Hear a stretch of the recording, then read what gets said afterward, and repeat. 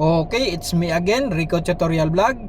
For short, RTV Vlog. For today's video, share ko lang po sa inyo itong aming gagawin at ginagawa namin everyday dito sa aming trabaho bilang isang electrical maintenance. So una, mag-re-repair daw po kami ng LED lights at isang street light. So mga hindi daw po ito umilaw kagabi. At pangalawa, share na rin po namin sa inyo yung aming in-installed na car counting device doon sa kabilang daan. Ang car counting device ay para po yan sa mga sasakyan, para makount po yung bilang nung sasakyan kung ilan po yung dumadaan doon sa highway po na yon. At pangatlo, share na rin po namin sa inyo yung pag pull numbering. Paano ba maibalik po yung pull number kung halimbawa pininturahan na po yung isang poste, so natakpan na po yung pull number niya ng pintura, paano ba ibalik yon? So panoorin nyo po sa video po na ito at i-share po namin sa inyo.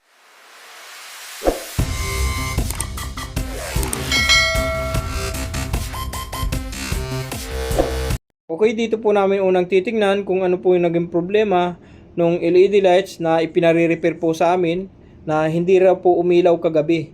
So dito po kasi kumuha yan ng supply sa street lighting pole po na ito. Kahit po itong street lighting pole po na ito ay hindi rin daw po ito umilaw kagabi. So ayan po yung kanyang ilaw. Yan, tatlong ilaw po yan na hindi daw po umilaw kagabi. Pero pansinin po ninyo yung mga kasama niya po dun sa dulo. Yan, umiilaw po yan. So, iisa lang po yung connection po niyan papunta po dito sa street lighting pole po na ito. So, ito po yung aming ito troubleshoot sa araw po na ito. Kaya samahan nyo po kami sa aming gagawin po na ito.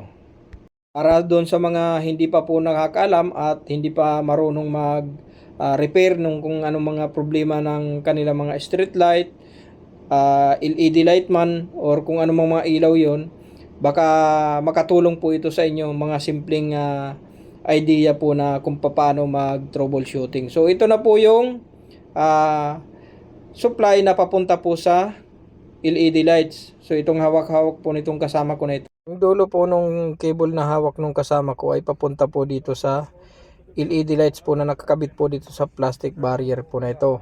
So yan po yung dulo po niyan, galing po yan doon. Yan po yung nagbigay ng supply dito. So ito po yung LED lights na hindi nga daw po umilaw kagabi, kaya pinare-repair po ito sa amin. Ngunit pansinin niyo po itong cable po na ito na open. Ito pong tinuturo ko na ito. So wala man lang kahit kaunting electrical tape. So unsafe po ito, mamaya lalagyan po natin ng tape yan, baka mamaya makakuryente pa yan. So ito po yung kabuuan ng LED lights na hindi nga daw po umilaw kagabi. So nasa 100 meters po ata ito, kasi dinoble po ito eh.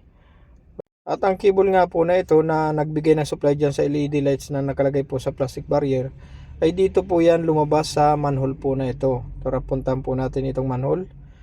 So yan po yung manhole na nilabasan ng cable po na yan. Galing po yan doon sa kabila po na yon. Doon sa may kasama ko po na yun na nakatayo. Doon po yan ang galing.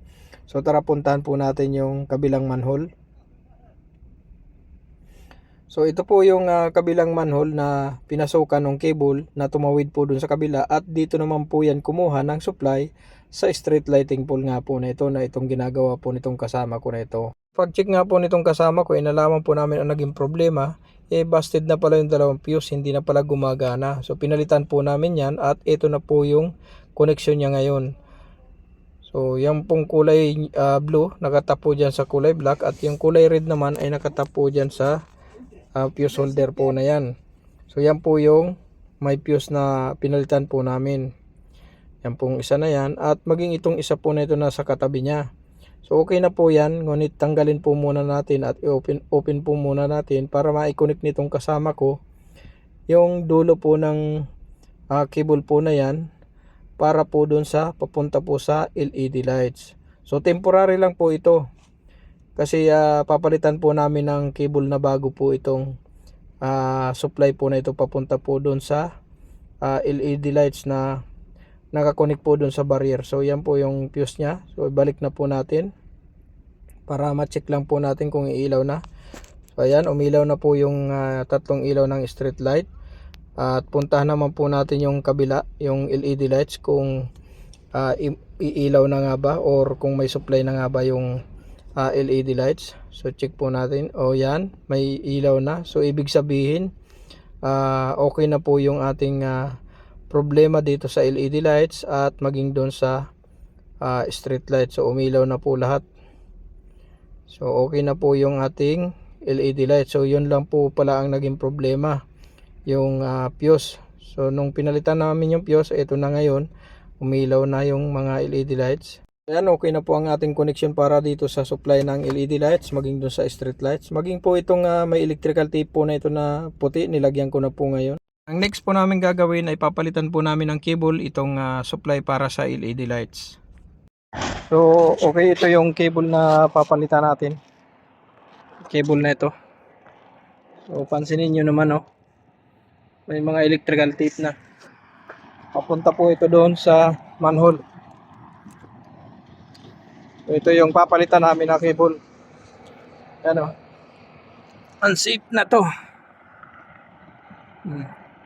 So bali ngayon na papunta po ako ng opisina namin para kunin yung ni-request ko na bagong cable. Ipapalit namin doon sa troubleshoot namin na LED lights, kasi may napansin po ako na puro na pala electrical tape yung cable po nung nagbibigay ng supply doon sa sa LED lights na ginawa nga namin kanina, yun repair namin kanina. So unsafe na po yun, kaya nag-message ako dun sa aking engineer na sabi ko sa kanya gumawa siya ng request letter at pupunta ako dyan sa opisina para makakuha ng bagong cable na gagamitin namin para sa supply ng LED light. So update ko kayo pagka nakuha ko na yung cable and pagka papalitan na po namin ng cable yung magsusupply dun sa LED lights. Okay, andito na ako sa office namin at ito na yung ni-request ko na cable na ipapalit namin doon sa LED lights na ni-repair namin. So bali yung ginamit na cable doon na para sa supply ng LED lights ay may mga electrical tape na. So ito na yung gagamitin namin doon. So yung nakakabit doon itatanggalin namin yon dahil unsafe na yon. So ito yung ipapalit namin. So parehas ng size to doon sa nakakabit doon sa power supply ng LED lights. Okay, let's go. Okay, papunta na ako doon sa area na kung saan papalitan na namin yung cable na nag-supply doon sa LED lights na ni-repair namin. So okay, ngayon nandito na ako sa location na kung saan magpapalit na kami ng cable. At yun na nga, kinuha na nung kasama ko yung isang roll na cable at papalitan na namin yung supply na papunta dito sa LED lights. So tara, puntahan po natin. Ayan, napalitan na rin ng mga kasama ko yung lumang cable. So bago na ngayon ang magiging supply na para sa LED lights. So dyan yan pumasok sa manhole po na yan. At tumawid po yan doon sa kabila po na yon na manhole. So tara, puntahan po natin. Ayan po yung kanyang manhole. Dyan po yan lumabas. Ayan. At ito po yung kanyang cable. Ang bagong-bago na cable po na ito. Papunta po yan doon sa dulo po ng LED light. So okay na po ito. At ito po yung lumang cable na may mga electrical tape na. So kaya pinalitan po namin dahil unsafe na po yan. So tara, puntahan po natin itong dulo po nitong bago na cable. So yan. Tatanggalin din po natin itong luma na cable po na at itong bago po ang ikakabit na po natin dito. Right? At ang susunod po namin na share sa video po na ito ay yung in-install po namin na car counting device doon sa kabilang daanan. After naming ma-close po itong manhole po na ito, didiretso na po kami doon sa susunod po namin na i-share po sa video po na ito. Okay, andito na po ako ngayon sa location na kung saan naka-install po itong car counting device na sinasabi ko po na i-share ko din po sa video po na ito. At para po sa mga hindi pa po nakakaalam kung para saan po yung car counting device, ang car counting device po ay para po yan sa mga sasakyan, para po makount po yung dami ng sasakyan na dumadaan po dun sa isang location. Halimbawa po yung isang highway, para malaman po kung ilan yung dami ng sasakyan. So pakita ko po sa inyo yung highway. Yan po yung highway. Nilagyan po namin ng car counting device. So para malaman po yung dami ng sasakyan na dumadaan po dyan, Yan. So in-install po namin itong car counting device po na yan. So pakita ko po sa inyo yung naka-install po na car counting device. At sa susunod po, papakita ko rin po sa inyo kung paano ini-install ito. So tara, puntahan po natin yung naka-install po namin na car counting device. Yan. Ito po yung pipe nya. Ang pipe po na ito ay rubber po ito. Kung naalala nyo po yung nilalagay sa pamana ng isda. So kaparehas po ito nun. So yan, nabibinat po yan. Oh. So ito po yung ginagamit para sa car counting device. Mayroon po yan ditong machine na nakalagay, maliit lang po siya. Okay, ito po yung machine na nakakabit po yung pipe na yan. Oh. Yan, yung approaching po niya ay letter A. Once na natouch po yan ng gulong, iilaw po yan ng pula. Yan. Pansin nyo po yung ilaw na pula. Yan. Itong letter A yung unang tinatamaan ng gulong. Pangalawa itong letter B. So yung letter A, ito po yung nasa harap po na ito. Yan. Sa ngayon na tinatanggal na po nung kasama ko. So ito yung letter B sa kabila po na ito. Okay, ang susunod ko naman pong ipapakita po sa inyo na aming ginagawa dito sa trabaho ko ay yung pag numbering. Okay, tara puntahan na po natin yung susunod kong ipapakita po sa inyo.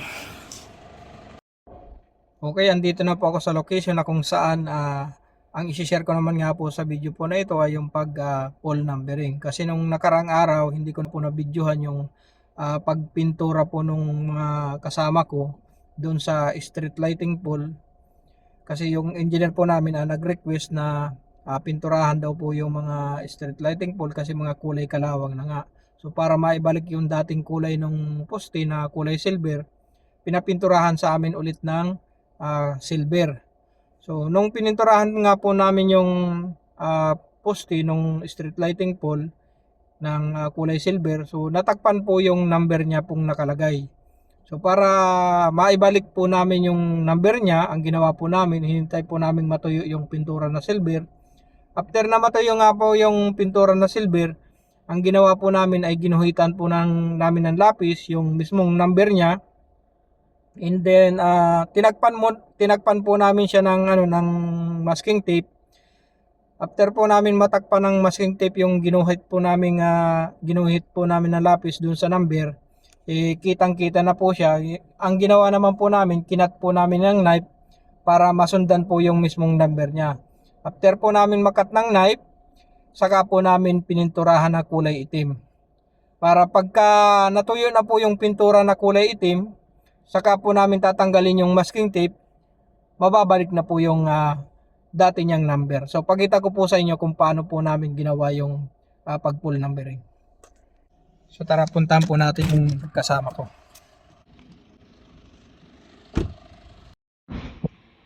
So ganyan yung ginagawa po namin, no.